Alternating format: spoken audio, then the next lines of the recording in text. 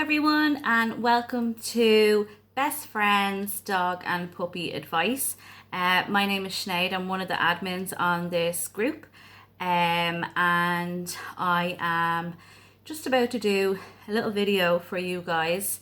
But before I get into that, I just want to say shout out to Sylvia, just to say a big huge thank you for setting up this page. It couldn't have come at a better time.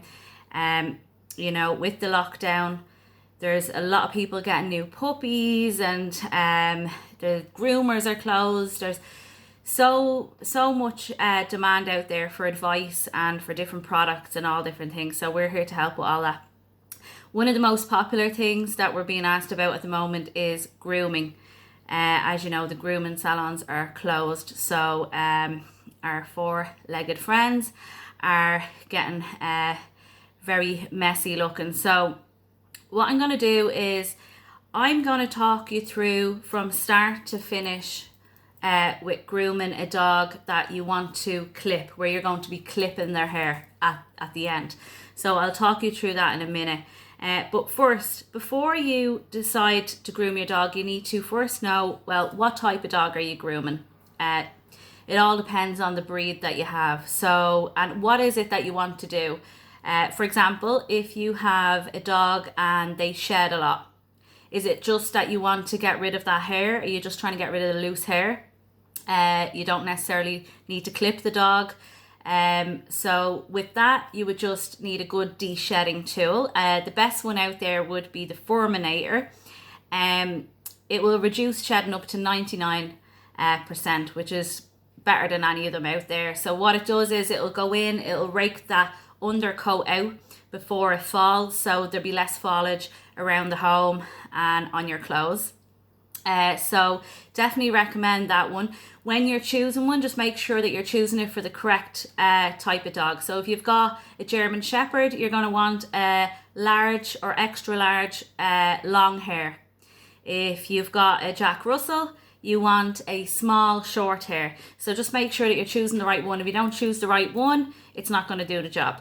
And the other tip with that one is make sure you use it every day during molting season. If you don't use it and you leave it in the drawer, forget about it. It's not the shedding will continue, so you have to use it. So that's with shedding dogs. But the most popular question is with our curly haired breeds. So Bichons, poodles, poodle mixes like Cockapoos, Bichon mixes like Cavachons, Shih Tzus, all them kind of breeds. They're the ones that go to the groomers regularly, every 6 to 8 weeks. So I don't know, what are we, like 2 months into this now? So the dogs are in they badly need to be groomed right now. So I have a Bichon. His name is Pierre, and I'm going to take you through each step that I do with Pierre when I'm grooming him. You might not need to do all these steps. You might not want to do all these steps, but I'm just going to show you how it is done. And then at the end of that, I'll give you some kind of hints and tips for if you just say want to trim around their face or something.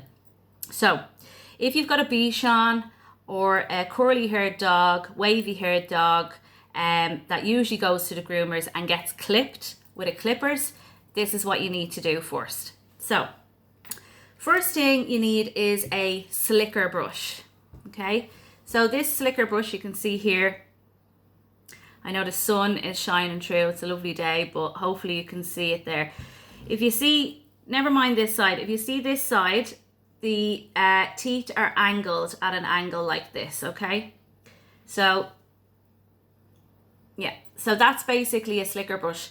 So you need a good slicker brush like this, and what that does is it helps to get the hair, the matted hair straight. So that's the first thing you need to do. You need to go in with this and brush all over the dog, every part of the dog. When you finish that, you can then go over with this straight side. So where the straight parts are there.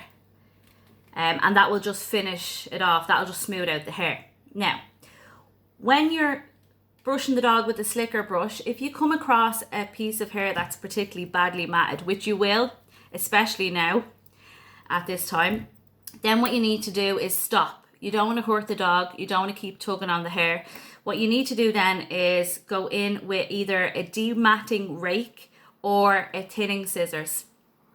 So this is a thinning scissors here. You can see there's teeth on it there. If you go into that piece of matted hair with the thinning scissors like that, and then go back in with your slicker brush on the angled side, you'll be able to pull out the piece of matted hair. The dematting rake, I don't have one here at the moment, but it does the same thing. You just go in with the rake out that matted piece of hair, and then brush it through with your slicker brush. Just about this slicker brush in particular, this one is a flexible one, so that's why I like it. So it's really good for hard to reach areas like under the arms. You don't necessarily need to have a double-sided one with the straight side. The main thing that you need is this side, which is the slicker side. Okay, so most slicker brushes you'll see, they'll just have one side on them, and that's fine. Now, so once the brushing is done, usually what I will do then is, with some breeds like Bichons, Westies and white-haired breeds, they have tear stains. So there's no miracle solution out there for tear stains. I'll just let you know that now. Once your dog gets tear stains, they'll always get tear stains. It's because they are hypoallergenic, and they will be allergic to a lot of things in the environment and stuff, and that buildup is a buildup of yeast, and it comes out in their tear ducts, in their sweat glands, in their paws. So the only thing you can do really is keep that area clean. I use just a little solution. Now the actual cover is gone off it. This is just the instructions, but any tear stain remover, there's no one tear stain remover out there that's better than the other. I've tried them all. They all just do the same thing, and what that is they'll just keep the area clean. They'll loosen up the clumps that's in their eyes. So what you want to do is, I just use these little cotton pads, and I just put a bit of the solution onto the pad, and then I'll clean in the eyes and pull out any kind of clumps, and that will be that done. Now, just to go back to the brushing there, just so you know, you need to do, if you're planning on clipping your dog's hair, if you're planning on washing your dog, you have to do that brushing first. And the reason is, if the hair is badly matted, when it makes contact with the water will actually make the hair even more matted. So you need to make sure that you're brushing all those mats out before you wash them. So anyway, the next thing then that I do is I will clip my dog's toenails. I know everybody, the amount of people that we have asking about clipping dogs' toenails, and their dogs hate their toenails being clipped and all of that.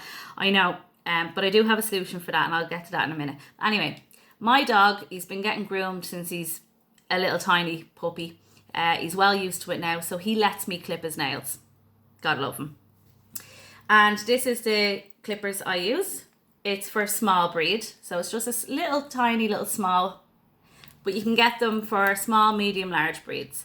And so I'll go in, I'll clip his nails.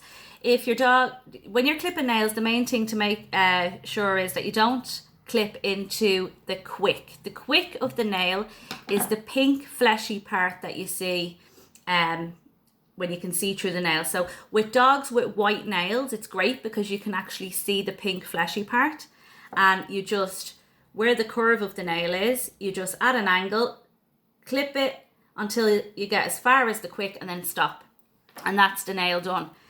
With dogs with black nails, you can't see the quick, so the best method with that is to clip it a tiny bit at a time. Each time you clip a bit, look at the underneath of the nail. If it has a white chalky consistency, you can continue to clip. If you've reached black jelly consistency, then it's time to stop. There is stuff that you can get in online, quick stop, that will stop the bleeding if you do clip into the quick. So don't worry about that. Now, if your dog doesn't let you clip the nails, there's another solution, and that is a nail grinder. So this one is great. I got it on christiesdirect.ie. It has load of different heads on it, and basically what that will allow you to do is file down the nail. So it has lots of different settings on it, like different heads and stuff. So even if you've got a dog with really big nails, you have a big large breed, there'll be one in the box that will be able to go through those nails. And it just means you don't have to worry about clipping into the quick. The dog probably won't mind it as much as, you know, the nail clippers. But even with both of those, just remember, each time you clip one nail, reward the dog with praise. Reward them with treats, and you know, let him know he's a good boy. Make it a pleasant experience. And actually, speaking of a pleasant experience, before I do all of this, I do put on doggy relaxing music. There's loads of stations on YouTube. Just type in doggy relaxing music and you'll find loads there. And it just helps to relax the dog. And you know, Pierre, he thinks he's at a spa when I put that on. So you've done all of that. You've done all your brushing, you've clipped the nails, you've cleared out the tear stains. Now you're going to wash the dog, okay? So what you're doing is, I always have a jug. I wash them in the bath. If you have a small breed, it's great. You can just put them into the bath and use the shower hose. Larger breeds, a bit more difficult. If you have a walk-in shower, it might be easier. Or if you have a back garden with a hose, it might be easier to do it that way. But I always have a jug with me that I can fill with water. So firstly, these are grooming gloves. They're really good because they're like exfoliating gloves, just the same. So exfoliating gloves will do the same thing. But basically I pop these on and that allows me to really clean out that hair and to clean their skin. It's not just the hair that needs to be cleaned, it's the skin as well. So I use these grooming gloves, which I got on christiesdirect.ie as well. So shampoo, make sure you choose the right shampoo for your dog. So for my dog, he's a white Bichon, so I use whitewash. Now I think that says it backwards, but it's whitewash. Any white shampoo will be fine. It doesn't, it's not a dye, but it just it brightens the hair, making it appear whiter. So I use this one. Now, as you know, ladies, when you're washing your hair, you do 2 shampoos and then a conditioner. It's the same with dogs. If you just shampoo once and rinse and then he's out, the hair is not clean. So shampoo, rinse, then shampoo and rinse again. If you've got a puppy, make sure you're using a mild puppy shampoo. Okay. Again, this says it backwards here, but it's Puppy Love. But any puppy shampoo is good. I love this brand, Animology, because they smell really nice. And you can get them in pet stores. Then after the 2 shampoos, I go in with conditioner. Always condition the hair. People think that's mad, but yeah, you have to condition the dog's hair, especially if it's a curly haired dog, because it will just allow for an easier grooming then after the bath. And finally, before he gets out of the bath, I've rinsed off the conditioner and then I go in with a detangling spray. So the detangling spray, I will spray that, rub it all over, and I do not wash that out. That's a leave-in detangling spray that stays in. I don't rinse that out. And then what I do is I let them have a little shake, as they do. Allow your dog to shake. Always allow your dog to shake the water off them, because by God, they will get a lot of that water off them if you let them shake, which reduces the amount of time you have to spend drying their hair. So he's had a good shake, and then what I go in with is one of these. It's basically like, I can't remember the name of them, but you can get them in some pet stores, and I think you might be able to get them in homeware stores as well. But it feels like, it's like a rubber type of towel, and it feels like rubber. But basically what that will do is it's highly absorbent. So I will throw that over the dog and squeeze all that moisture out of his hair. And then you just wring it like that, let the moisture go down the back, and do that maybe 2 or 3 times all over the body. And I'm telling you now, his hair will be 50% dry just from doing that. So now, we've done all that. Oh, actually, just to show you, you can get these nice little apron, splash proof, waterproof apron. And I use one of them because, you know, the dog is going to shake the water all over the place. So I use that, and I got that on Christie's Direct.ie as well. I kind of like Christie's Direct. Now, so we've done all of that. Now, the drying part, okay? So what I do, again, this is just what I do from start to finish. Not everyone's going to have the time or patience to do all of this, and I will give you some tips for that at the end. But so the next thing then is the drying. So in a grooming salon, they use a blaster. It's called a blaster. And what that does is it blasts the moisture off the hair, and it also allows you to straighten out the hair as well, getting it ready to be clipped. So if you don't have one of them, like me, I don't have one of them. So you can use a normal hair dryer. It's just a little bit more effort, but it'll still do the job. So with the normal hair dryer, put it on a cool setting. Do not put it on a hot setting. Whatever you do, you'll scald the dog. Then this bad boy comes back into the picture, the slicker brush. This is your best friend. Get familiar with the slicker brush. Become best friends with the slicker brush. Okay, so hair dryer. Select an area and hold the hair dryer in place on a cool setting, and as it's held in one place, brush the hair. Brush the hair with the slicker side. And that will start to straighten out the hair. Also, just to let you know, when you're using a slicker brush, always brush the hair away from the body. Away from the body. Do not, if this is the dog's leg, do not brush down on the dog's leg. Away from the body like that. Okay? That way you won't hurt the dog. And also it's more effective. So yeah, so you've done that. You've brushed the dog. You've went around with the hair dryer, brushed out, straightened out the hair. Go back in with your fine comb. Like that. Straighten it out. And now you're ready to clip the hair. Mad, isn't it? The amount of things that you have to do before you clip the dog's hair. Why? Why do we have to do all of this?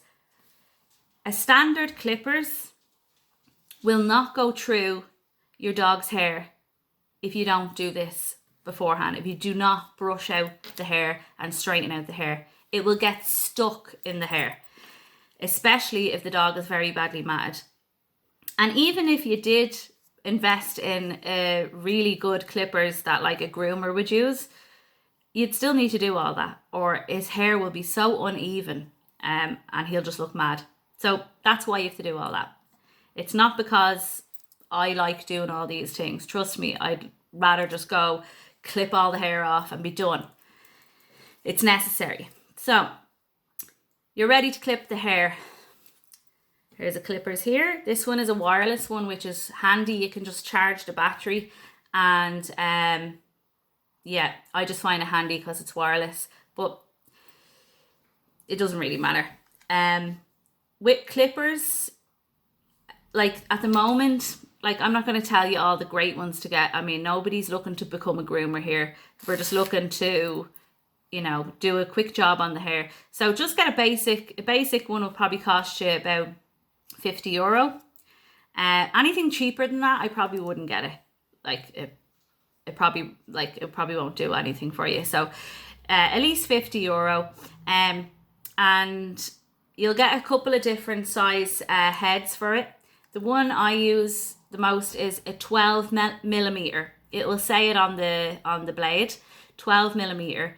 And that's usually kind of the longest setting that you'll get in these clipper sets. And trust me, you want to use the longest one because the longest one is still fairly tight. So I will clip the hair. You clip the hair by going over the contour of the body. So follow the direction of the body and the direction of the hair. Then for parts like under their belly, their paw pads, under the eyes, you will take that off, and just use the zero. And just be careful when you're using a zero because it's very easy to cut the dog. So make sure that you're being very careful with that. Don't rush into it. That's all I will say. After you've clipped the dog, I had a question from somebody earlier. She has a Shih Tzu, and the Shih Tzu has hair all around the eyes and face. And she was just looking for tips on, trimming the hair around the face. So this here is a eye and ear scissors. You can see there at the top, it's rounded at the top. So it's a safety scissors. You really need that. You definitely need one of them because if the dog moves suddenly, you could stab the dog in the eye and you don't want to do that. So at least with this, if the dog moves suddenly, nothing happens. So yeah, that's your eye and ear scissors. So I will trim around the eye, all around the ears and face with this scissors then. So you can get these in most pet stores and you can get them online as well. They're really, really good. That particular person who was asking about the trimming around the face, she was saying her dog, she was trying to do it and her dog was growling at her while she was doing it. So what I would say to you with regards to that is, if you think the dog might bite you, if it'll go that far, probably might be worthwhile getting a soft nylon muzzle, which you can get in any pet store. Or online, and at least then you know that you're protected if they were to bite you. If it's not that severe, the first thing I do is with any new product or before I do anything with my dog is I let him sniff it. So I'll just literally put the scissors on front of him, let him get familiar with it, let him sniff it and know that it's not nothing to be afraid of, and then I'll give him a treat.